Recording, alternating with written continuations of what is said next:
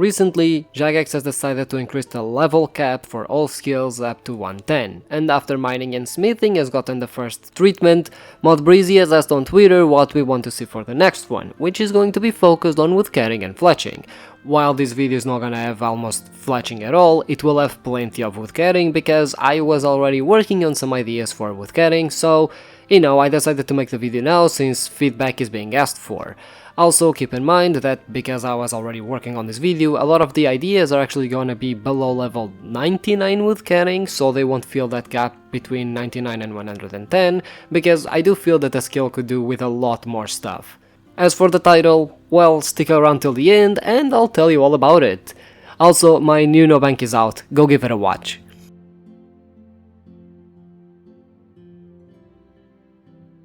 While the skill updates are more meant to add content between the levels of 99 to 110, I would like to just go over woodcutting mechanics as a whole, because I feel they are a bit flat to a point. It's of my opinion that you can have as many great ideas as you want for a skill, but if the core way you engage with it kinda sucks, there's no point in having all that great content, so let's actually start there. Before I get to it, however, and by far one of the most pertinent changes, is reducing the amount of logs acquired from PVM. Look, I get it, PVMers want to make GP even with normal drops, but it creates this huge bottleneck for people wanting to participate in woodcutting, since there is little to no incentive to actually get trees when the logs are basically spawned into existence by just killing a boss. The average boss drop table pretty much killed a lot of value in skilling as a whole, not just woodcutting. And to make matters worse, even though skilling supply drops are undesired by players since their value is super low due to how abundant they are. We are at a point where oak logs are more costly than yew logs, for instance, which is just wild. I'm not saying they should be outright removed, as you know, I'm a big proponent of giving players choices, and as someone who plays a UIM that does wacky grinds from time to time, sometimes these drop tables is what allows me to do them. But the game has gotten to the point where you get more logs doing PVM than actually carrying them, and carrying logs doesn't exactly have the most engaging mechanics.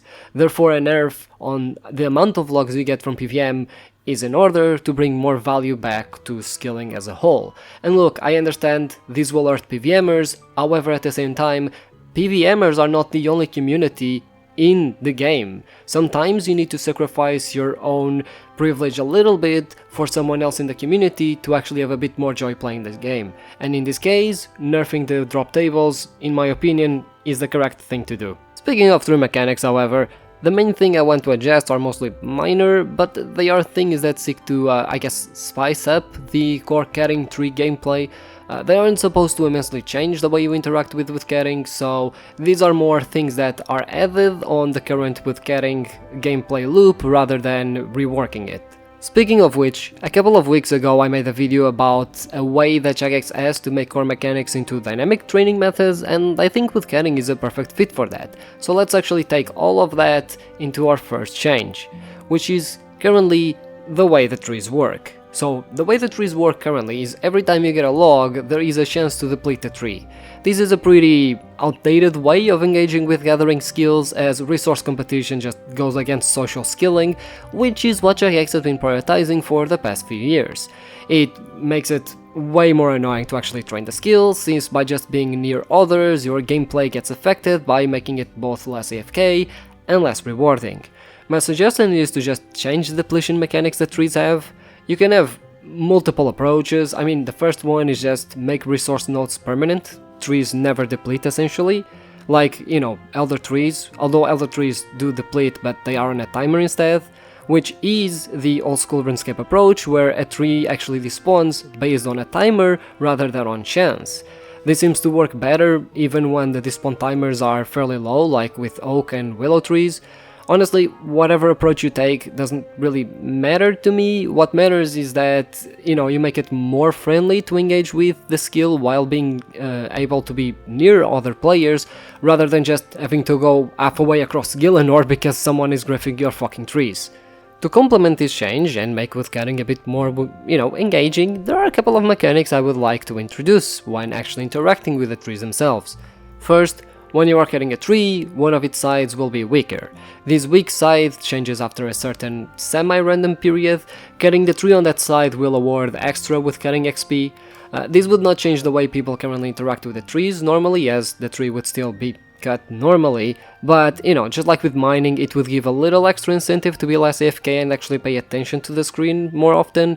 It is dynamic in the sense that the XP you get is kind of directly correlated with the effort that you're putting in, which in this case, the effort is the attention you are putting in. Now keep in mind, I didn't come up with this mechanic, I saw it in a forestry post from the Artisans Guild in 2007 Scape subreddit.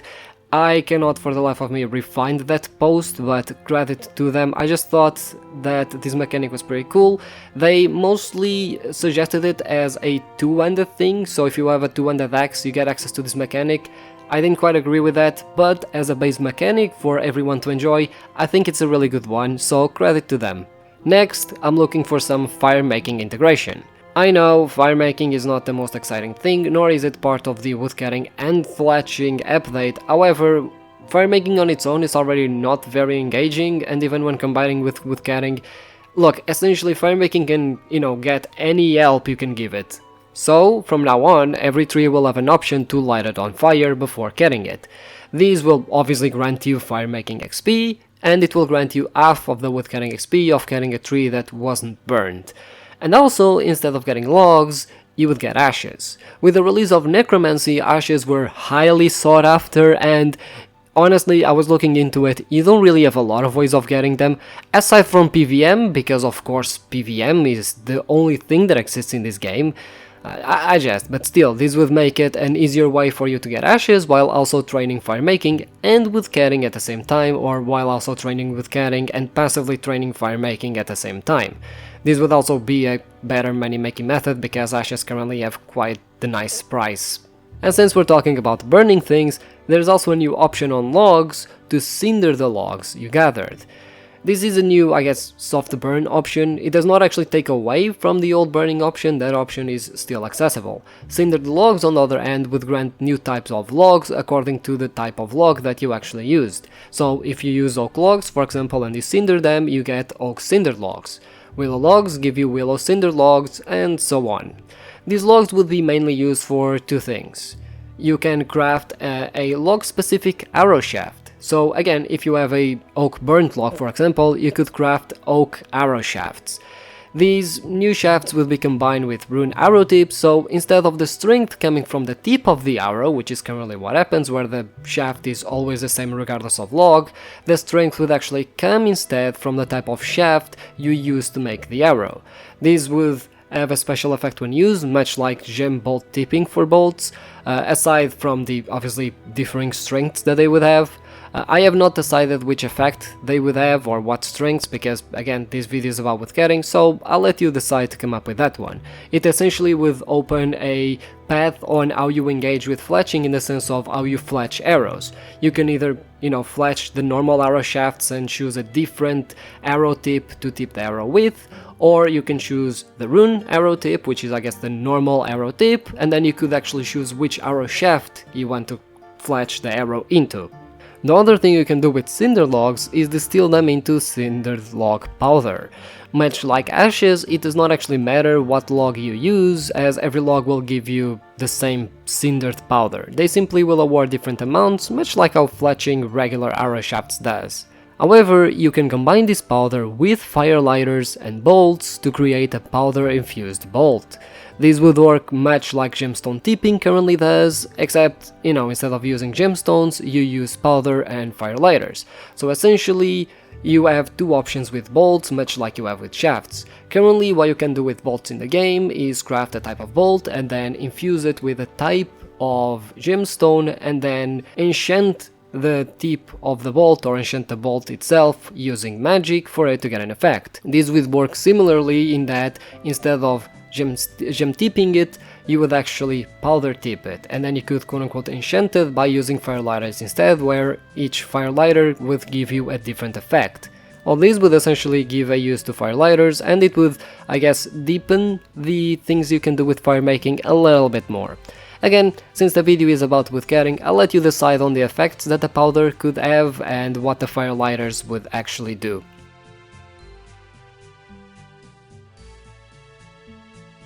Look, while I did promise new content, let me be honest for a second here, the first thing here is not actually new content, it's the Evil 3 D&D.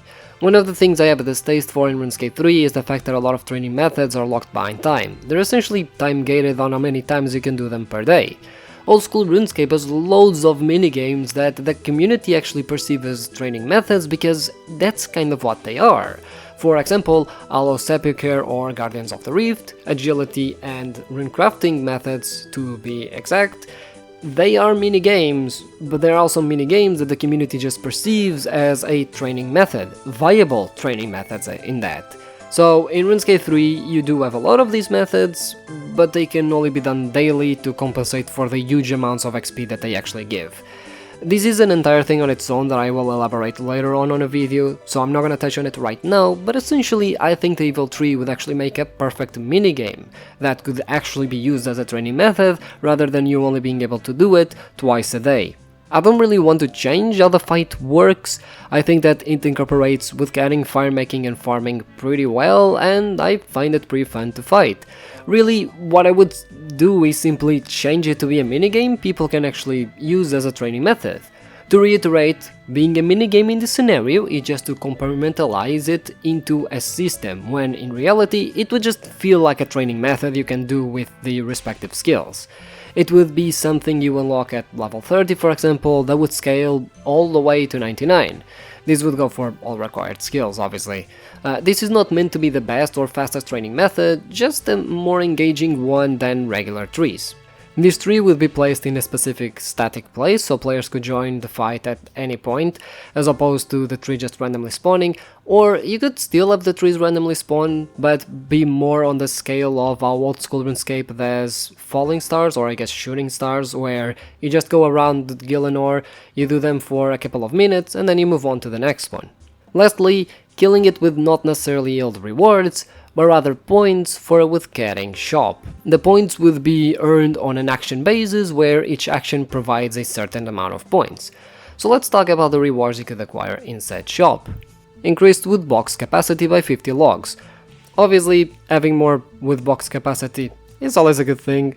The lumberjack outfit.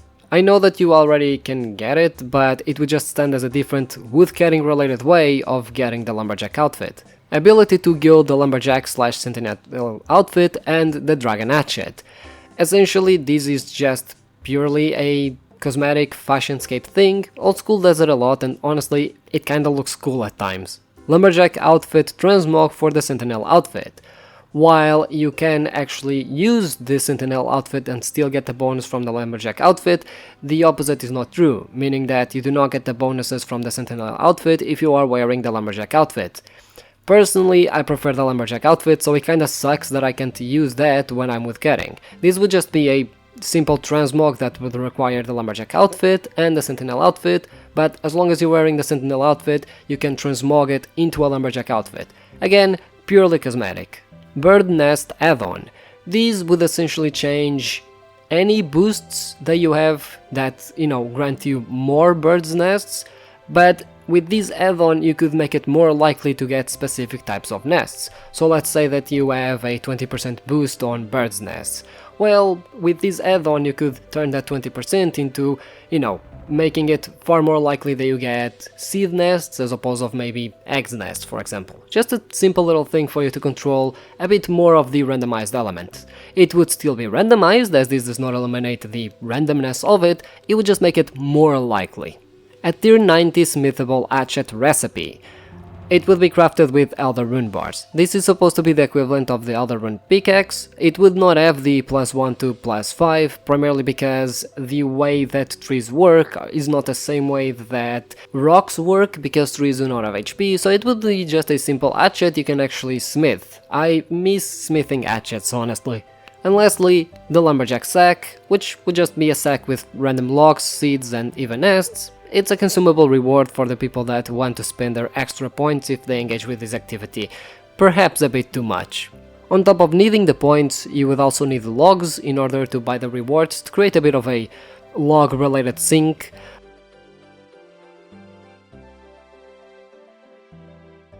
I know that skilling guilds aren't exactly the most popular content in the game anymore, but honestly, having a little place they can hang out and do your skill seems pretty fun to me. And if you do implement the mechanical changes that I spoke about above, I can see this place being actually quite popular. So honestly, I would love for the Woodcutting guild to make its way to RuneScape 3. What would this guild offer, however? Well, for starters, it would have trees, of course. I mean, what did you expect? It would just have trees. You would also have the normal guild boost, which in this case is an invisible +7 to Woodcutting. Keep in mind this is not a visible boost, meaning you wouldn't be able to get trees you don't have the level to. This merely helps with the getting a log chance. On top of all of that, however, you would have a new type of tree, redwood trees. These are massive trees which would make running around to get them on their weak side a little bit of a jog, but could prove useful as you could get a new type of log, the redwood log. On top of the logs, however, you have a chance to get the redwood splinters. These splinters have the property to instantly burn any logs to ashes when you light them on fire for a fraction of XP of letting them burn normally, consuming both the log and one splinter in the process. The redwood logs can be turned into splinters if a player may choose to, and each log will give between 2 and 5 splinters. Lastly, but not least, ints. I actually thought that RuneScape 3 already had them, it turns out they don't. And honestly, I did them in old school RuneScape, and it's a pretty cool way to combine combat with skilling. The way ints work is you have to kill them, and once they die, they spawn a trunk that will last for a limited amount of time that you can chop. You receive the same amount of XP regardless of the log received, the amount of logs you get depends on your woodcutting level, and the quality depends on your hatchet. These would not give elder logs or redwood logs, they stand as a good way to receive logs while also gaining a bit of combat XP. On top of all of that, however, the logs that you do get are noted, so, might be a nice little side thing that you can do.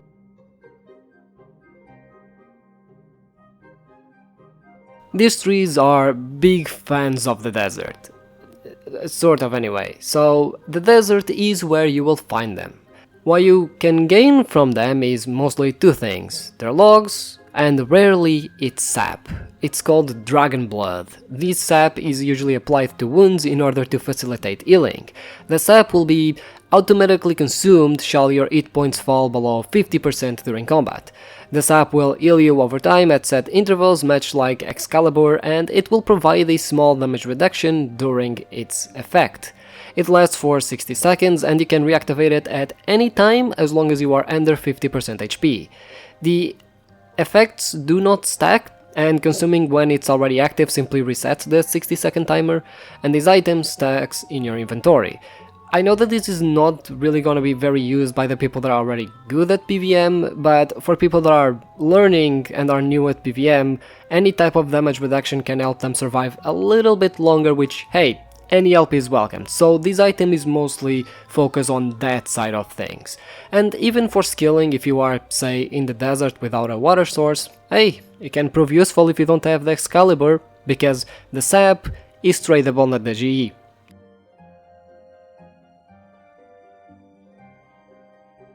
Skilling bosses are incredibly popular over at old school RuneScape, and while I think that Croesus is fun, it had a major flaw.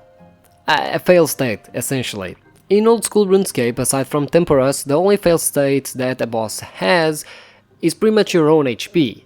As long as you survive and contribute enough, it doesn't really matter how many people die during the boss, you always get the loot. This is important because for skilling bosses, being able to do them in a group while just doing your own part is a great compromise between it being soloable and it being group focused. You can solo it, you can do it in a group, but if you do it in a group, you just need to focus on yourself.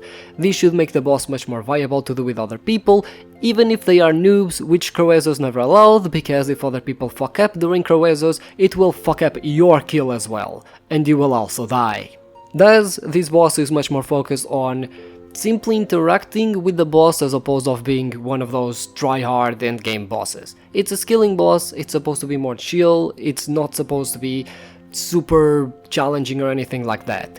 One thing that I've realized when researching skilling bosses is that the most popular ones tend to be ones that can offer some interactability, but also aren't incredibly hard to get into. Usually the most popular bosses like Salcanu or Wintertodt are bosses that you just go in and they are incredibly easy to learn. Minigames like Big Game Enter is another great example, where it's not very hard to learn how to do Big Game Enter, and that's what makes it so appealing for so many players. It's interactable, but it's not necessarily super hard to get into.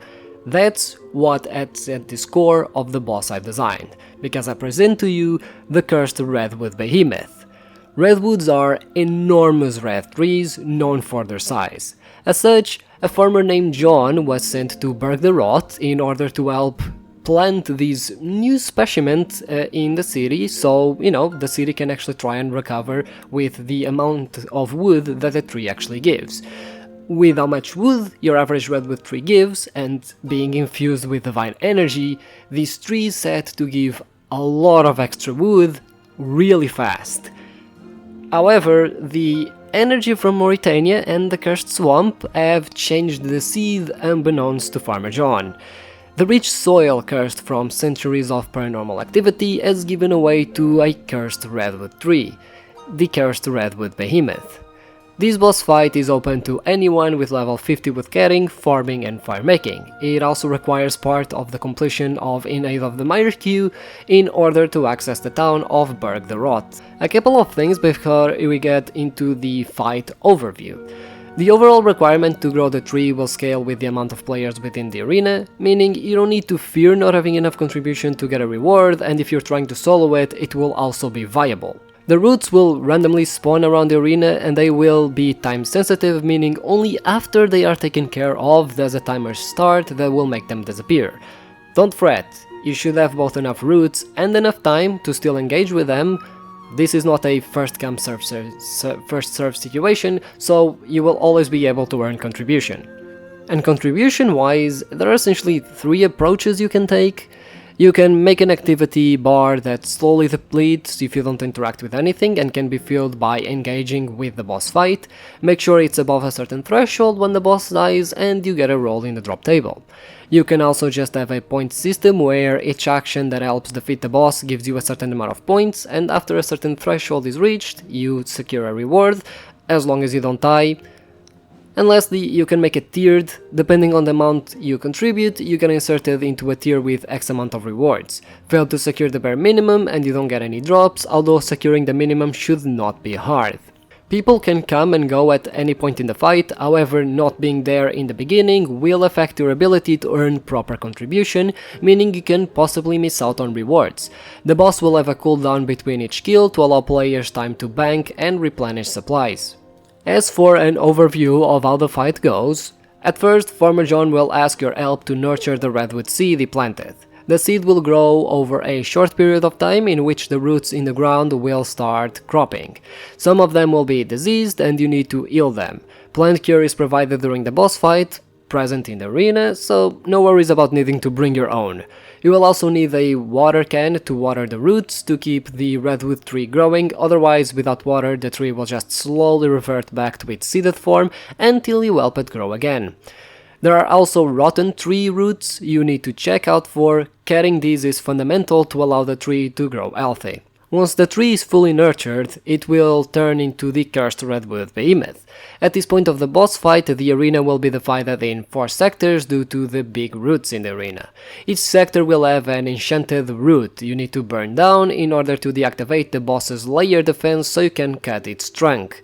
You also need to cut down roots to open up way to both get to the enchanted roots as well as near the center where you can chop at the tree, where, if you chop the trunk, it will essentially damage it. Pretty self-explanatory there. You will only have a short amount of time until the defenses come back up again due to the enchanted tree roots regrowing, so you will need to burn them down again in order to lower the protective barrier of the boss. Furthermore, these are independent of each other. Each quadrant has them, however, each enchanted root will only lower the protective barrier for each sector. The boss HP will scale to all players in the arena. The section dividers only exist in order to prevent player clogging in one specific section of the arena. In practice, you could have 100 players in one section of the arena and killing the boss would still be fine with no drawbacks whatever. Hacking at the trunk will lower the behemoth's HP, and once it reaches 0, you have successfully cut the tree down, upon which you get given a reward. The first part of the fight will see you get poisoned by the roots. Shall your character not be careful curing them, make sure you bring anti-poison. You also have a chance of splinters damaging you while carrying rotten tree roots, and during the second part the tree will throw a typeless attack at you. The damage is not substantial enough on its own, but if you forgot to bring healing food, it might stack over time and potentially kill you. Lastly, once the defenses go down, you start chopping at the trunk. Be careful because the behemoth can actually spawn a root underneath you, dealing 20% of your max HP. This damage is off of your max HP, not your current HP, meaning it will roll the damage based on your constitution level, not your current hit points.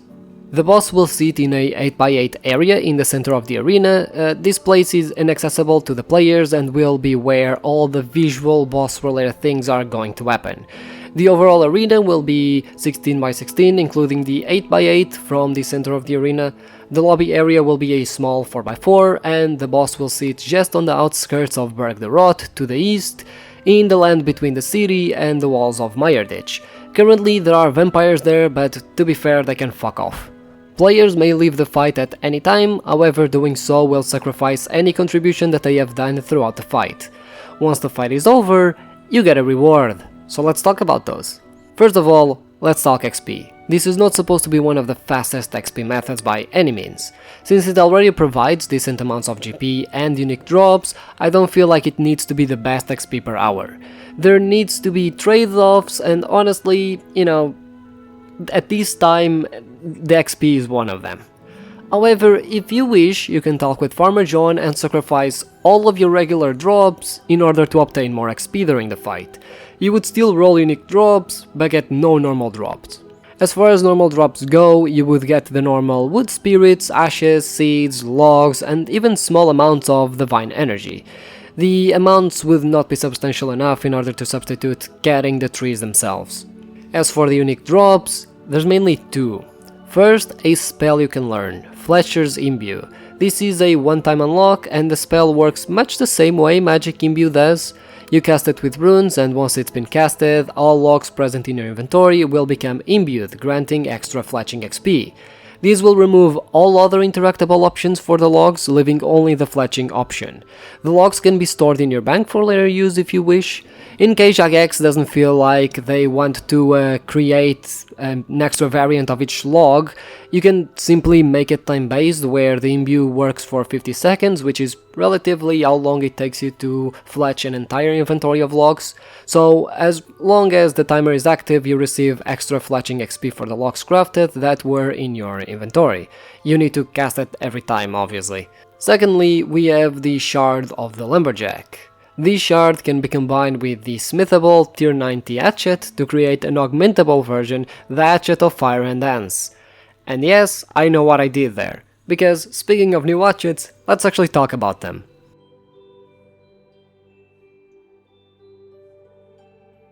If you have been paying attention until now, I've already talked about two of them, a smithable tier 90 hatchet, the Elder Rune hatchet, that you can get the recipe from the Elder Tree minigame store and smith it with any rolling bars that you want. This is an unaugmentable hatchet in order to keep with the logic that craftable items, being easier to obtain, should not be able to be augmented, nor should be the strongest in their tier. Thankfully, you can change that with the cleverly named Hatchet of Fire and Dance, and yes, I know what I did there. This is an augmentable tier 90 hatchet that you can get your hands on. As I alluded to earlier, you will need an add-on from the Cursed Redwood Behemoth, or from the GE in case you're a main account. On top of that, there is a couple of things you need to obtain. On top of the tier 90 smithable hatchet, which you can buy from the GE, you need the Shard of the Lumberjack from the Cursed Redwood Behemoth, or you buy it from the GE, a Gilded Dragon hatchet from the Elder Tree minigame, or you can buy it from the GE, an Imkando hatchet, which you can get from Bird's Nests, and a Crystal hatchet, which you can't buy it from the GE, so suck it. So, to recap, you need the tier 90 hatchet that you probably already have, you need a Gilded Dragon Hatchet, a Crystal Hatchet, and an Imkendo Hatchet, and you need the Shard of the Lumberjack to have everything come together into the Hatchet of Fire and Dance.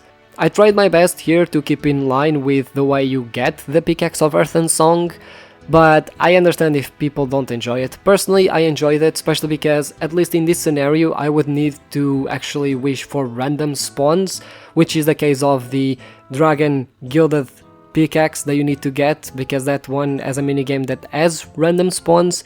Here it wouldn't be random, it will just be down to your own work, so I feel more comfortable requiring it here than I would require the Dragon Gilded Hatchet, or the Dragon Gilded Pickaxe, sorry.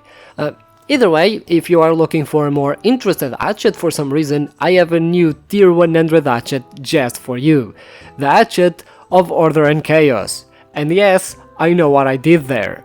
Since people have been enjoying the process of augmenting their current tier 90 pickaxes to tier 100, as we used to say, if it ain't broke it, don't fix it. So to get the tier 100 hatchet, it's pretty much the same, but with trees. So for it you would need the Hatchet of Fire and Dance, obviously, a Vine Shard obtained from Overgrown Idols, an Int Shard obtained from killing and or shopping Int Tranks, and lastly, get the Stone Dex completed. For these you require a Stone Dex given by the Dwarver Forester Jess. The Stone Dex will consume 100 of each Wood Spirit. Carrying the stone and using the Hatchet of Fire and Dance to get 103 types worth of Wood Spirits with it will attune it, making it ready to upgrade. While it is an easier version of the pickaxe, ultimately I feel like the pickaxe process can be a bit overwhelming. I find it a bit silly that you need Necromancy as well, and not even like level 5 Necromancy, you need level 90 Necromancy for some reason. I honestly didn't want to shoehorn Fletching or Necromancy or anything into all of these. I wanted for it to remain relatively simple. Therefore, this process is a little bit easier on people while still maintaining the need to actually go out there and, you know, interact with different types of trees and different types of tree woodcutting training methods in order to actually craft the hatchet. Once this is done, you can bring all of the materials to Jess alongside the Redberry Pie and an Axeman's Folly M, and she will craft them for you.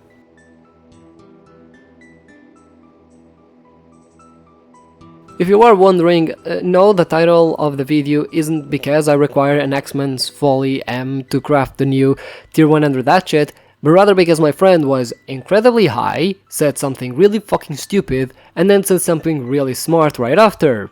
Yeah, that's why the title is the way it is. It's an absolute genius fucking title. And before I end the video, I just want to say that I tried my best to explain why I did certain things. I think that sometimes when I bring concepts up, to me they are inherently normal, I guess. I understand them, but I understand that a lot of people might not understand a lot of these concepts, so I absolutely tried my best to explain everything that I tried to do, and if you still have any questions why I made the specific choices that I made, you can leave down a comment and I'll try and explain it to you.